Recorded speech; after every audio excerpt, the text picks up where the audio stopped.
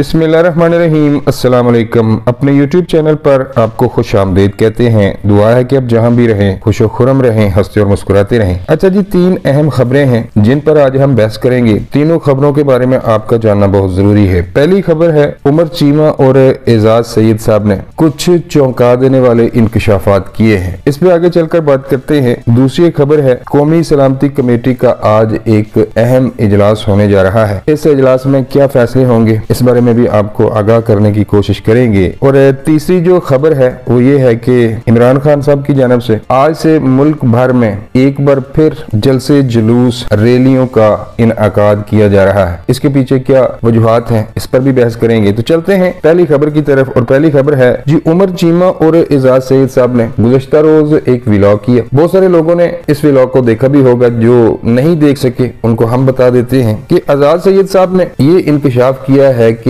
सितंबर में, आपको याद होगा सितंबर अक्टूबर में जब शहबाज शरीफ साहब बरतानिया के दौरे पर थे या फिर अपने बड़े भाई नवाज शरीफ साहब को मिलने के लिए गए थे, तो इस दौरान वज़ीर-ए-आज़म हाउस की कुछ ऑडियो लीक सामने आई। इनमें से एक तो शहबाज शरीफ साहब मरीम नवाज से बात कर रहे थे, अगरचे उनमें कुछ ऐसी कुछ आप ये कह सकते हैं कि मतनाज़ा किस्म की गुफ्तगू नहीं थी जैसी ऑडियो इमरान खान साहब की आ रही है, वैसी तो कोई चीज नहीं थी। अलबत्ता ये एक तशवीशनाक बात थी कि मुल्क का सबसे महफूज, आप कह सकते हैं कि भाई वज़ीर-ए-आज़म हाउस से महफूज क्या चीज हो सकती है पाकिस्तान में। तो इसकी रिकॉर्डिंग सामने आई। हुकूमती सफों में थरथली मच गई। जब वज़ीर-ए-आज़म पाकिस्तान तशरीफ लाए तो इन्होंने एक कमेटी तश्कील दी, एक टीम बना दी, हाई पावर्ड कमेटी बनाई कि इस सारे मामले की तहकीकात की जाए। एजाज सईद और उमर चीमा के मुताबिक, खासतौर पर एजाज सईद ने ये इंकशाफात किए हैं कि जो बंदा वो रिकॉर्डिंग कर रहा था या फिर वो जो ऑडियो लीक सामने लाया था, उस बंदे का सुराग लगा लिया गया है। अब ये हम नहीं कह सकते कि वो हिरासत में है, जेल में है, उससे एजेंसियां तहकीकात कर रही हैं, लेकिन एजाज सईद साहब ने ये कहा है कि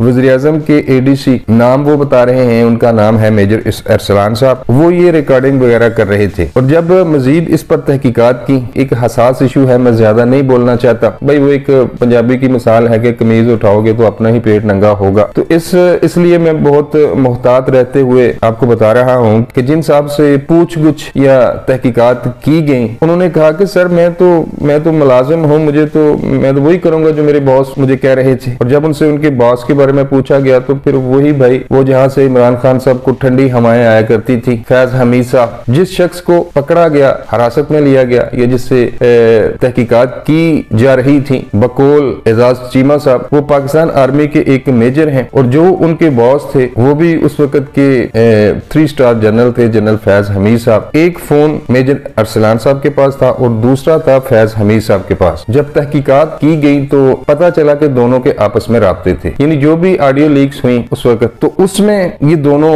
किरदार मुलव्वस थे। हम पहले भी कह चुके हैं, अगरचा इमरान खान साहब की भी कुछ ऑडियो सामने आई है, अभी कुछ वीडियो का भी जिक्र किया जा रहा है कि वो भी सामने आएंगी, लेकिन हमने उन पर भी भाई हमने एतराज ही किया था कि नहीं, ऐसे काम नहीं होने चाहिए। अगरचा उन ऑडियोज का एक फायदा जरूर हुआ कि इमरान खान का असल चेहरा अवाम के सामने आ गया, लेकिन भाई आज इमरान खान साहब की, शहबाज शरीफ साहब की रिकॉर्डिंग हो रही है तो कल किसी की भी हो सकती है। तो यहाँ पर जरूरत इस अमर की है कि हमारे इदारे अगर अब भी खामोश रहे तो भाई वो हजरत अली करमला वजह का कौल आपके सामने है कि जुल्म पर मबनी माशरा तो कायम रह सकता है, लेकिन जिस माशरे में अदलो इंसाफ ना हो वो माशरे कभी कायम दायम नहीं रह सकते। आज 2 पाकिस्तान की ताकतवर शख्सियात का नाम सामने आया है, लेकिन खामोशी है हुकूमत की तरफ से भी, हुकूमत वक्त भी इस पे खामोश है और जो दूसरे हमारे अदारे हैं वो भी खामोश है। अगर इस तरह के वाकये में कोई सिविलियन मुलव्वस होता तो भाई अब तक उसका काम तमाम कर दिया जाता, वो अदालतों के धक्के खा रहा होता। तो अगर ऐसा निजाम पाकिस्तान में रहेगा तो ये मुल्क कभी तरक्की नहीं कर पाएगा। एक और खबर है जी, और वो खबर है कौमी सलामती कमेटी का आज एक बहुत अहम इजलास होने जा रहा है। आप देख रहे हैं कि गुज़श्ता कई दिनों से मुल्क में दहशतगर्दी की एक नई लहर आई है। गुज़श्ता दिनों इस्लामाबाद में एक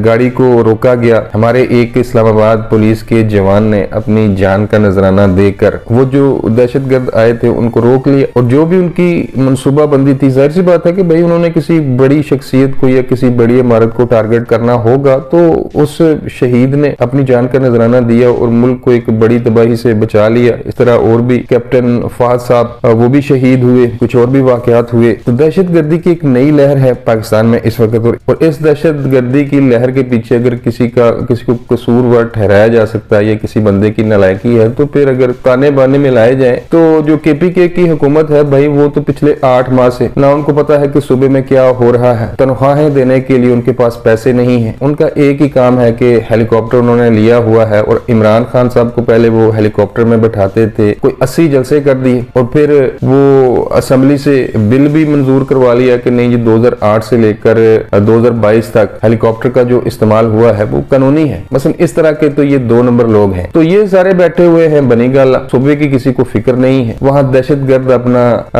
अपने पंजे गाड़ चुके हैं, वो मजबूत हो चुके हैं। तो अब इस हवाले से कौमी सलामती कमेटी का इजलास हो रहा है, जिसमें फौजी और सियासी क़यादत साथ जोड़ेगी। मुल्क में जो दहशतगर्दी की लहर है, जो खबरें सामने आ रही हैं कि इस लहर को कुचलने के लिए किसी बड़े ऑपरेशन की मंजूरी दी जा सकती है। दूसरी तरफ जो मुल्क को माशी मुश्किलात का सामना है, इस पर भी कोई बड़े फैसले हो सकते हैं। एक और खबर है जी, और वो खबर है इमरान खान साहब के बारे में। इमरान खान साहब का एक ही एजेंडा है जनाब, कि जब तक ये मुल्क दिवालिया नहीं होगा, जब तक इस मुल्क की मैशत तबाह हो बर्बाद नहीं हो जाती, इमरान खान साहब ने चुप नहीं बैठना। आज से फिर इमरान खान साहब महंगाई और बेरोजगारी का एक इन्होंने बहाना तलाश किया है, और ये दोनों मुल्क में जो महंगाई है, जो बेरोजगारी है, इसकी तमाम तर जिम्मेदारी इमरान खान पर आयद होती है। 4 साल तक ये बंदा मुल्क पे काबिज रहा। भाई क्या किया? जाते हुए बारूदी सुरंगें बुछाकर चला गया, और अब मुल्क जो माशी लिहाज से तकरीबन तबाही के दहाने पर पहुंच चुका है, लेकिन फिर भी